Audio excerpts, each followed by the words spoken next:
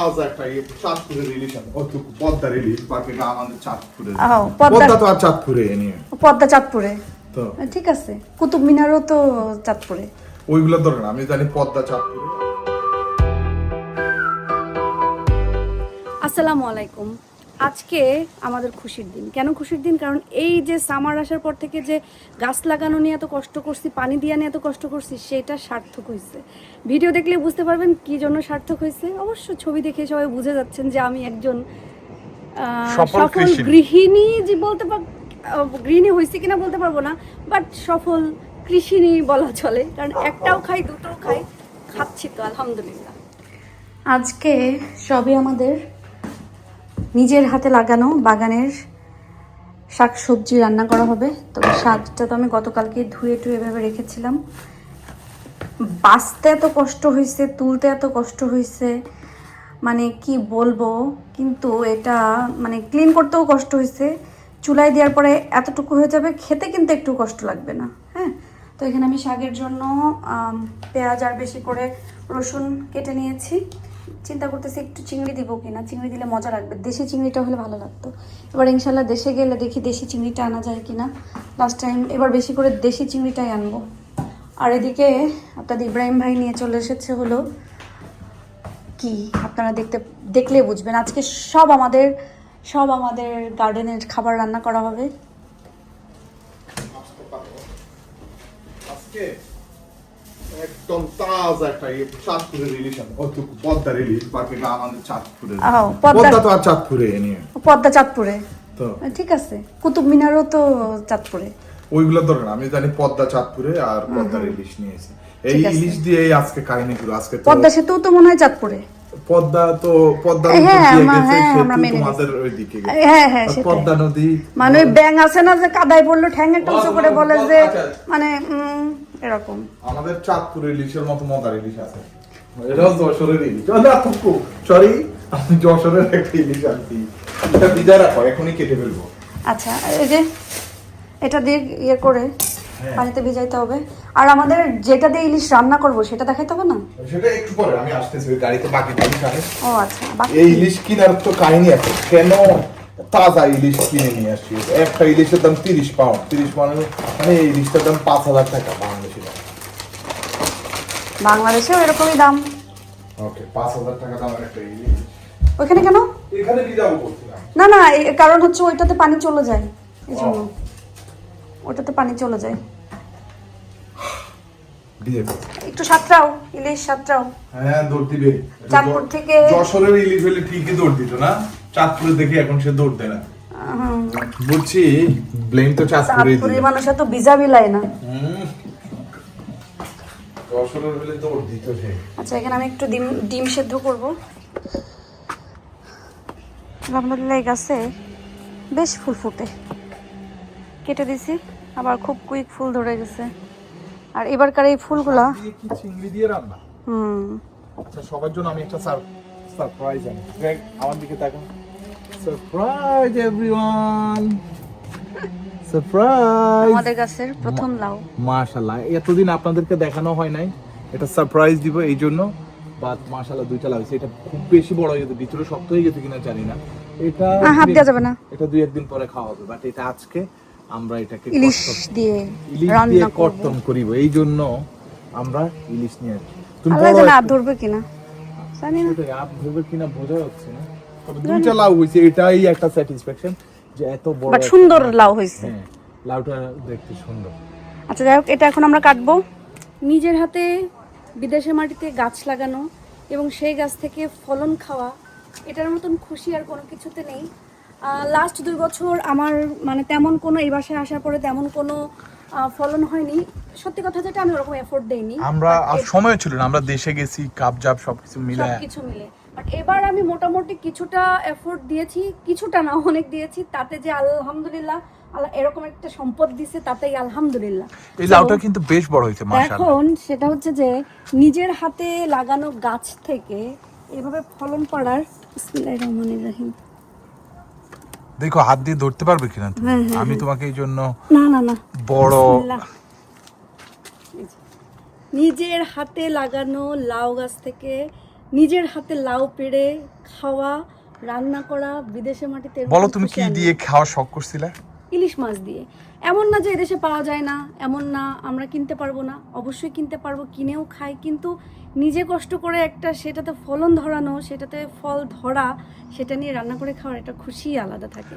আর লাউটা মাশাআল্লাহ অনেক বেশি সুন্দর, এই জাতটা ভালো ছিল। So yes, I am happy. আচ্ছা, আর একটা লাউ আছে, আপনারা দোয়া করবেন সেও যেন সুস্থ মতো আরেকটু বড় হইলে আরো কয়েকটা জন্য ধরে, আরো কয়েকটা যেন ধরে। হ্যাঁ, মাত্র দুইটা কয়েকটা ধরে, তাহলে মনটাই খুশি হয়ে যাবে। মানে সার্থক, কষ্ট করছি সেটা অলরেডি সার্থক। আলহামদুলিল্লাহ, আমরা এত গ্রিডি না, আল্লাহ যা দিছে আলহামদুলিল্লাহ। বাট তার কষ্ট আমি করছি, আমার তো মনে হবে যে আমার আরো দুইটা ধরুক, কারণ না ধরুক, আমরা তো আরো চাই, দিয়েছি আমি, আমরা আরো চাই ইনশাআল্লাহ। লাউ লাউ লাউ লাউময় হয়ে যাবে।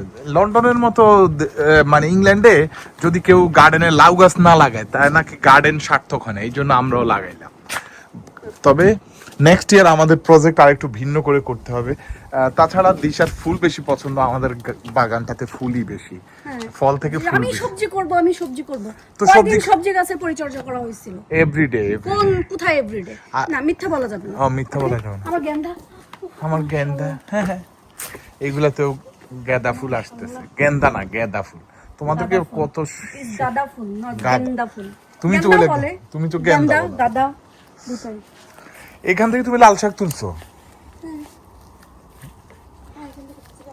ঠিক আছে, এই পাশটা তো আমার সবজির জন্য, তাই আমার সবজির জন্য কয়দিন পরিচর্যা করা হয়েছে? না, তো আমি পরিচর্যা করবো না, তুমি করবা। মানে আমি তো শুধু বড় কাজগুলো করবো, ছোট ছোট কাজ তো তুমি করবা। হ্যাঁ, মাতব্বরকে আমি তো ছোট ছোট কাজে তুমি আমাকে পাবা নাকি? আমি বড় বড় কাজ করি, ছোট প্রজেক্ট নিয়ে কাজ করার সময় আছে নাকি? ফুলে ফুলে ভরে আছে, ওইদিকে গোলাপগুলাও মাশাআল্লাহ উজ্জ্বল হয়ে আছে। ঠিক আছে, আমরা এখন যাই। ওই ইলিশ কাটতে হবে, লাউ কাটতে হবে। এই দিকটা তো পুরা ইয়েলো বাগান বানাই ফেলছে। লাউ আর ইলিশ তোমাদের বন্ধু অলরেডি 2 নখ বসানো হয়ে গিয়েছে। যদি লাউ এর মধ্যে 2 একটা নখের খামচি না দাও, তাহলে তো এটা লাউ। আর মানুষ যে দোকানে যে যখন হ্যাঁ ওই লাউ কিনতে ইচ্ছা করে, কিনবে কেউ, ওটা খুবই খারাপ অভ্যাস। দোকানের লোক, দোকানদার কিন্তু এটা খুবই অপছন্দ করে। আমি দোকানদার বলে না, আমরা কাস্টমাররাও অপছন্দ করি। কারণ এই লাউটা আমি যদি দেখতাম যে নখ বসানো, আমি কিনতাম না তো। কারণ একজন এসে নখ বসায় বসায় মানে এরকম ফুটা ফুটা করে গেছে, সেই লাউ কিন্তু আমি কিনতাম না। তা আমি দোকানদারের কি দোষ দিব? না ঠিক আছে, আমি হলো এটা খুবই বাজে অভ্যাস যে দোকানে যে লাউ নখ দিয়ে খুঁটাই দেখা। তো না দেখে তুমি কিনবা? হ্যাঁ, যে কিসমতে যা আছে কিনে নিয়ে আসতে হবে। তাই বলে আমি আরেকজনের লাউ দেখে তো এরকম খুঁচাই আনতে পারবো না। এটা আমার গাছের লাউ, আমি 100 বার খুঁটাই, কোনো প্রবলেম। এটা আমরাই খাবো, ভালো হোক মন্দ হোক। তোমার এই যে নূপুর আপুর একটু তরকারি দিও আমগো গাছের। না, দেব না। ওকে দিও। হ্যাঁ, ঠিক আছে। তোমার গাছের শাক, লাউ, লতা পাতা সব যায় তুলে তুলে নিয়ে আসো। হ্যাঁ, আমি তো ওনারে দেব না। ঠিক আছে, নিজের ইচ্ছা মতো। আমি দেব না। নূপুর আপু ভিডিও দেখবে। নূপুর আপু, আপনারা কিন্তু আমি তরকারি দেব না, আপনি মন খারাপ করেন না। সেটা করবে না, নূপুর আপু এরকম মানুষই না। ওকে, ওনাকে আমি সাইজ করেছি। লেজের সাইজ তোমার পছন্দ হয়েছে? আমি বললাম নূপুর আপুরে ওনাকে আমি সাইজ করেছি, সাইজ করেছি। আমি লেজের কথা বললাম। আচ্ছা, বিসমিল্লাহির রহমানির ওই পাশে উল্টাই কাটতে হবে না নাকি? যে কোনো পাশে আমি যে কোনো ভাবে কাটতে পারি, কারণ আমি চাঁদপুর, আমরা তো ইলিশ। আচ্ছা, এত ফুটানি, বাবারে বাবা। চাঁদপুরে তো ইলিশের জন্ম না? হ্যাঁ, চাঁদপুরের মানুষগুলো ইলিশের পেট থেকে হয়েছে। আমরা তো সকাল বিকাল ইলিশ কাটি, মানে সকালে পান্তা ভাতের সাথে, মুড়ির সাথে। আমাদের ওইদিকে জেলেরা আছে, সকাল বিকাল মানে মাছ কাটে। ওইদিকে মানুষরা সব জেলে, এটা তো আমাদের জানা ছিল না। জি না, এটা মাছ কাটা মানে ইলিশ কাটা। মাছ তো সব জায়গায় হয়, সবাই কি মাছ নিয়ে বসে থাকে? আমরা ইলিশ কাটি, কারণ ইলিশ আমাদের ওখানে তো বেশি হয় না। চাঁদপুরে তো ইলিশের মাছ একটু মানে বেশি মোটা না যেন হয়। এটা কি বেশি মোটা হয়ে গেছে? হ্যাঁ, মোটা হয়েছে, মানে এই পেট চিকন হয়ে গেছে, মাজা মোটা হয়ে গেছে। এটা কি বললা? তাহলে এই মনে ডায়েট করছে, পেট চিকন মাজা মোটা। কষ্ট হবে, কারণ এটা এখনো ডিপ রোস্ট হয় না। বাট এই আইস থাকাকালীন কাটলে মাছগুলা সুন্দর হয়। বাট সাইজ আবার সোজা হয় না, কথা বুঝাইতে পারছি আপনাকে? ডিম আছে। আচ্ছা মাছটা কাটা হোক, আর আমি এদিকে লাউ কাটার প্রস্তুতি নিই। ভাবছিলাম ইলিশ মাছ কাটা দেখাবো না, কিন্তু আপনাদের ইব্রাহিম ভাই আবার রাগ করে ফেলতেছে। আমি এত কষ্ট করে ইলিশ মাছ কাটবো, সবাই শুধু বলে ইব্রাহিম ভাই ইলিশ কাটেন। তা যারা বলেন ইব্রাহিম ভাই ইলিশ কাটেন, ইব্রাহিম ভাইয়ের 200-500 ইলিশ কিনে দিয়েছেন, সে সারাদিন বসে শুধু ইলিশই কাটবে। জি না, সারাদিন আমি কাটতে পারবো না, এটা কাটা কষ্ট আছে। এটা কাটার মেশিন কিনে ফেলতে হবে। মেশিন কিনলে কি আর এই মজা পাবা? মাঝে মধ্যে কাটি, এটাই মজা নিজেরা খাওয়ার জন্য। আর ছুরিটাও চেঞ্জ করার টাইম এসে গেছে।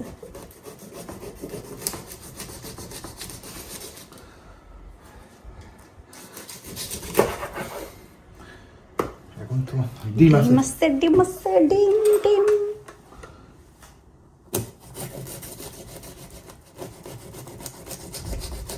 আল্লাহ, পেট থেকে আগুন মতন কি বেরোচ্ছে?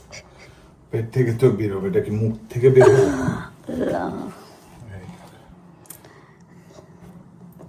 ইলিশ মাছের টুকরাগুলোকে এইভাবে, আরে ওর সঙ্গী একটারে কেটে নিয়ে আসছে, ওইলা ওটা এখন একা হয়ে গেল। একা হয়ে গেল? তার জন্য আমরা শোক দিবস পালন করতে হবে।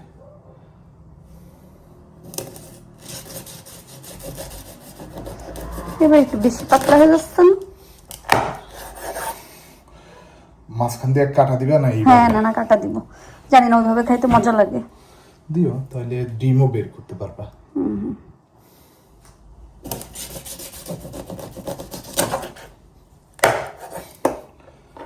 দেখছো, আমরা তো ইলিশ খাই, ইলিশ কাটি, এটা কাটার ডগে তুমি বুঝতে পারতেছো না?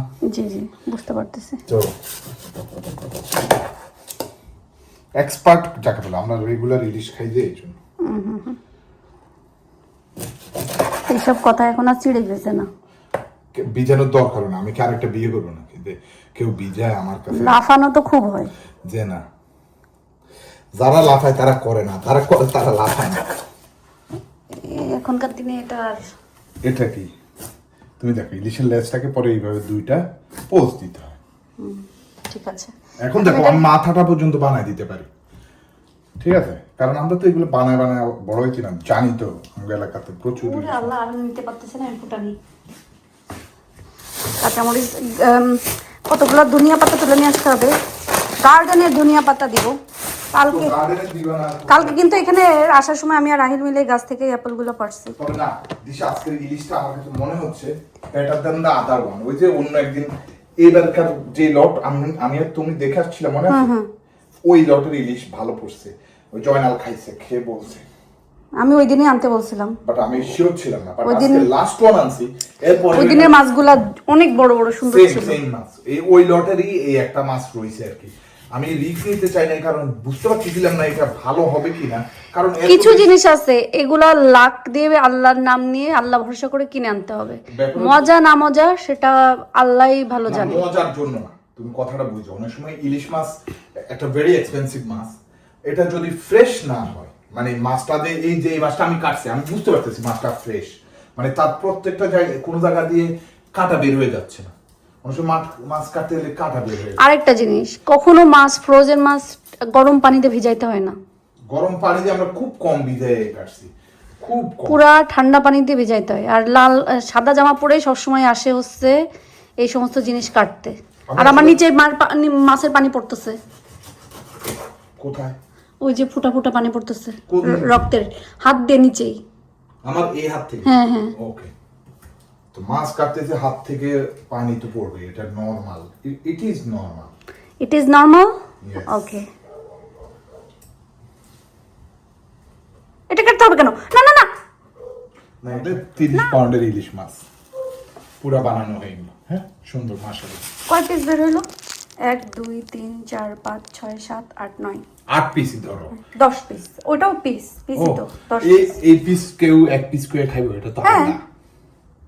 না ওটাও পিস। আচ্ছা, তুমি এগুলো দিয়ে দাও আজকে লাউয়ের মধ্যে। কি পাগল নাকি? হ্যাঁ, সত্যি। এখানে আমি হচ্ছে ইলিশ মাছটা একটু পেঁয়াজ, কাঁচামরিচ, হলুদ, লবণ আর তেল দিয়ে জাল দিয়ে নিব। আমি এরকম রান্না আমাদের বাসায় দেখেছি, কারণ আমাদের বাসায় বেশিরভাগ সময় মাছ কিন্তু ভেজে না, এভাবে আলাদা জাল দিয়ে তাই তরকারির ভিতরে দেওয়া হয়, সেই তরকারিটা খেতে কিন্তু অনেক বেশি মজা হয়। তা এখন আমি ইলিশ মাছটাও ঠিক এইভাবে জাল দিয়ে লাউ দিয়ে রান্না করব। আপনারা চাইলে কিন্তু শুধু এইভাবে জাল দিয়েও গরম গরম ভাত দিয়ে খেয়ে দেখতে পারেন। ইলিশের টেস্ট অনেক বেশি ভালো আসে এবং একটা সুন্দর ফ্লেভার আসে। খাওয়া তো মজাই কি বলবো, মানে অতুলনীয় মজা। যখন আমি এইভাবে জাল দিয়ে কোনো ইলিশ মাছের ঝোল দিয়ে ভাত খাই, আমার কাছে তো মনে হয় যে আল্লাহ কী খাচ্ছি, এত মজা লাগে। কারণ ইলিশ মাছের যে ফ্লেভারটা সেটা একদম সুন্দরভাবে বজায় থাকে এভাবে জাল দিয়ে রান্না করলে। তো আমি এখানে এখন জাল দিয়ে ফেলছি না, চুলায় দিয়েছি জাল হোক, পরে এর মাঝখানে আমি লাউটাও রেডি করে ফেলি। এখানে এই মাছিগুলো না, মাছ টাছ কাটলে, মাছ গোশ কাটলে মাছিগুলো খুব জ্বালায়। মাছটা একটু আমি নাড়াচাড়া করে ঢেকে দিব।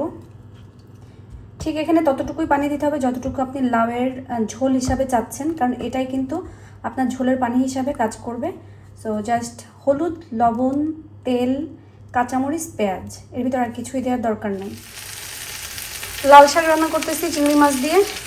এটা ছোট মনে হচ্ছে পাতিল, কিন্তু না, একটু পরে এটা কিন্তু একদম নিচে নেমে লাল শাকটা একটুখানি হয়ে যাবে।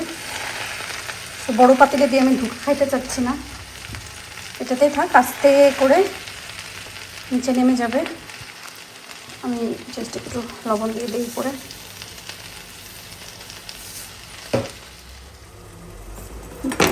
বাগানের প্রথম লাউ কাটছি, আয়াত বলে এটা কেন এত বড় হয়েছে। বিসমিল্লাহ। বড় কেন হবে না বাবা, এত শখের এত স্বাদের লাউ আমার। বিসমিল্লাহ। আজকে আমরা শাক আর লাউ দিয়ে ভাত খাবো, সবই গার্ডেনের। এবং ইভেন হচ্ছে লাউয়ের ভিতরে যে ধনিয়া পাতাটা দেবো সেটাও গার্ডেন থেকে তুলে নিয়ে আসতে হবে।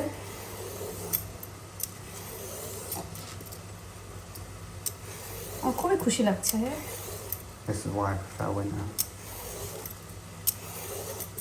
ওকে, আমি লাউটাকে ছুলে নিই। লাউটা আমি ধুয়েই রান্না করবো। মাশাআল্লাহ। আর এটা ধোয়া লাগবে না।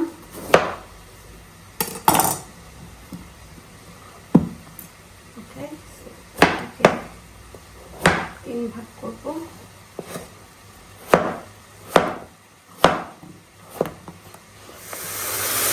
এখানে লাউয়ের জন্য মশলা কষা দিয়েছি। বিসমিল্লাহির রহমানির রহিম।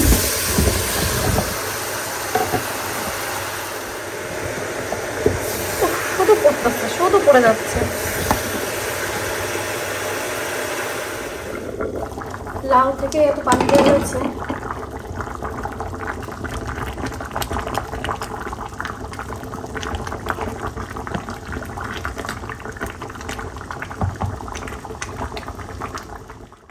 গার্ডেনের লাউ, নিজেদের গাছের লাউ, কেমন লাগলো? মাশাআল্লাহ। এটা এই লাউটা যে খাইলাম, খাওয়ার সময় ভিডিও করি নাই, ঠিক আছে, লাউটা যে খাইলাম এটা আমি তোমার তো খাওয়ার সময় বলতেছিলাম, আচ্ছা আমাদের গাছের লাউটার টেস্ট আর এমনি যে আমরা কিনে আনি ওই টেস্ট কেন একরকম না। আর এই লাউটা এত বড় হয়েছে, এরপরও রান্না করার সময় দেখছো কিভাবে গলে গেছে, মোমের মতো গলে গেছে। লাল শাক তো সেই দোকানের গুলো আসলে টেস্ট এমন কেন থাকে? লাল শাক হোক, লাউ হোক, যে কোনো সবজি মানে একটু পানি পানি থাকে না, এরা ওই যে সারটার ব্যবহার করে, এই জন্য মনে হয় মানে আর্টিফিশিয়াল। যা বলছে এটাও কিন্তু একটা কারণ, যে তারা নিয়ে এসে তো ফ্রিজ করে ফেলে, আর যে কোনো এই টাইপের খাবার ফ্রিজে রাখা মানে টেস্ট অর্ধেক নষ্ট। মানে ওই যে ঠান্ডা থাকে, আহিল তো বলছে যে কোল্ড রুমে থাকে, হইতে পারে কোল্ড রুম থেকে ওটা টেস্ট যেত, আর আমরা তো উঠায় সাথে সাথে রান্না করে ফেলছি। আর একটা কথা বলি, অনেক দিন পরে মানে লাস্ট টাইম আমরা 2টা ইলিশ কিনে আনছি, কিন্তু ঠকা খাইছি না, একটা মজা ছিল। হ্যাঁ, ওকে ছিল। তুমি মজা বললে আমি এগ্রি করবো না, ওকে ছিল একটা, ওকে ছিল একটা, কিন্তু মানে গায়ের চামড়াই উঠে যাচ্ছিল। আজকের ইলিশটা কিন্তু মাশাআল্লাহ খুবই ভালো পড়ছে। একটা ইলিশ ছিল, আমি যদি এমন জানতাম এই ইলিশগুলা এরকম ভালো হবে, আমি 3-4টা কিনে রেখে দিতাম। কারণ আমার একটা মাত্র বউ, সে খাওয়ার মধ্যে ইলিশই খায়, রেখে দিতাম। আমরা তো ছোটবেলা থেকে ইলিশ খেয়ে বড় হয়েছি, এখন একটু কম খাইলেও হয়, বাট তোমার জন্য হইলে আনতাম, সত্যি আনতাম। বাট হ্যাঁ সেটাই, মানে আমরা তো জীবনে কোনোদিন খাইনি, এজন্য আমি একটা মাছই খাই। তো আমি বিনোদের শপে কল করে বলবো যে এই ইলিশগুলো আবার আসলে সে যেন আমাকে বলে আনবো। ইলিশ মাছটাও মজা ছিল মাশাল্লাহ, আমি লাউই খাইছি 1 প্লেট মাশাল্লাহ। Good job. রান্না বাড়া খাওয়া দাওয়া করে বের হইলাম, একটা বেবি দেখতে যাব। বেবিটা হচ্ছে জেনি, যে আমাদের ফ্রেন্ড জেনির বোন জুলি, ছোট বোন, ওর বেবি হয়েছে। তো যাবো আজকে কালকে এটা করতে করতে আসলে যাওয়া হয়নি, তো ভাবলাম আজকে না যেয়ে দেখেই আসি, এরপরে আরও ব্যস্ত হয়ে যাব, আরও সময় পাবো না। তো যাই বেবি দেখে আসি। আমাদের বাসার মানে এই রাস্তার থেকে বের হওয়ার সময় সামনের এই পার্কটা যে এত ভালো লাগে আমার কাছে, একটু শান্তি শান্তি। আমি কোন দিন যেন আহিলকে দিয়ে হেঁটে আসার সময় ভিতরে যে কতক্ষণ বসেছিলাম। ইয়ে নাই তো, এখন তো কোনো ফুল নাই পার্কে। তারপর সবুজ দেখতেই ভালো লাগে। আর ওর ভিতরে কি কয়েকটা চেরি গাছগুলো, চেরি গাছ কি হয় প্রথমে ফুল আসে, পরে পাতা এসে গ্রিন হয়ে যায়। আর এর ভিতরে 2-3টা গাছ আছে যেগুলো ওই যে পাতা এরকম ঝুলে ঝুলে থাকে, যে দেখতে খুব সুন্দর লাগে। ড্রপ হ্যাঁ হ্যাঁ এরকম, হ্যাঁ মানে লং লং পাতা এসে এসে পড়ছে। তো ওখানে বসার জায়গা আছে যেখানে বসতে মানে অনেক ভালো লাগে। ঠিক আছে, মাঝে মধ্যে ভালো লাগে হ্যাঁ বসি এখানে আমি হেঁটে, এই যে এই দিক দিয়ে আসি, তো আমি এই যে এই দিক দিয়ে যাই, তখন রোড ক্রস করে এখানে চলে যাই। আমরা কিন্তু এসে নাস্তা খেয়েছিলাম। কি খেয়েছো Ahil? Dalpuri. Dal puri and juice. Yeah. Mango Which- tank. Yeah, it used to be called round thing.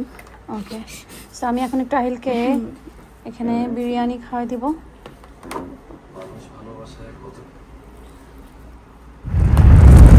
আজকের ওয়েদারটা এত বেশি ভালো, বাতাসে শব্দ, বাতাস আর বাতাস, আর বাতাসের মধ্যে আপনারা আমার কথা শুনবেন। মেনলি আমি আকাশ দেখানোর জন্য আপনাদেরকে ভিডিওটা করে দেখাচ্ছি।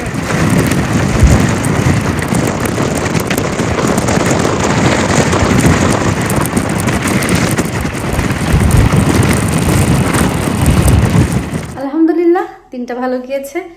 নিজের হাতে লাগানো গাছ থেকে লাউ পারলাম, শাক তুললাম, রান্না করলাম, খেলাম, আলহামদুলিল্লাহ। আর বেবিকে দেখতে যাব করে এতদিন 1 মাস হয়ে গেছে দেখতে যেতে পারিনি, বাট আজকে দেখে এসেছি, খুব ভালো লাগছে। বাট বেবিটা সবসময় একটু পেটু পেটু ব্যথা করে, কান্নাকাটি করছিল, আর মনে হয় শরীরটা আজকে বেশি ভালো না। এই জন্য আমি নিয়ে বেশি টানা হ্যাচড়া করিনি, কারণ স্বাভাবিক শরীর অশান্তি থাকলে বাচ্চাদের নিয়ে বেশি টানা হ্যাচড়া করলে ওদেরও বিরক্ত লাগে, আর গরমও পড়ছে এই জন্য। বাট ঠিক আছে, ওভারঅল সব কিছু মিলে আলহামদুলিল্লাহ দিনটা ভালো গেছে। আশা করি আপনাদের ভালো লেগেছে আমাদের ভিডিও, আমাদের গাছের লাউ, লাল শাক, আমার বাগান, সব কিছু। তো আজকের মতন সবাই ভালো থাকেন, দোয়া করি আপনারা যে যেখানে আছেন সবাই যেন ভালো থাকেন, সুস্থ থাকেন এবং নিরাপদে থাকেন। আপনারা আমাদের জন্য দোয়া করবেন, আল্লাহ যেন আমাদেরকে ভালো রাখে, সুস্থ রাখে এবং নিরাপদে রাখে। আর এই মুহূর্তে বাংলাদেশের কিছু কিছু জায়গাতে মানে খুব বেশি হেভি বৃষ্টির কারণে বন্যা হয়েছে, পানি জমে গিয়েছে। সো প্লিজ আপনারা একটু সাবধানে চলাচল করবেন, বিশেষ করে ঢাকাবাসী বা শহরে যারা আছেন, কারণ বাংলাদেশে কিন্তু রোডে ঘাটে রোডের ভিতরে কিছু ম্যানহোলের ঢাকনা খোলা থাকে, অনেক সময় পড়েছে কিন্তু বেশি দুর্ঘটনা ঘটতে পারে। সো প্লিজ সেফভাবে চলবেন। এই তো, আর কিছু না, ভালো থাকেন, আল্লাহ হাফেজ।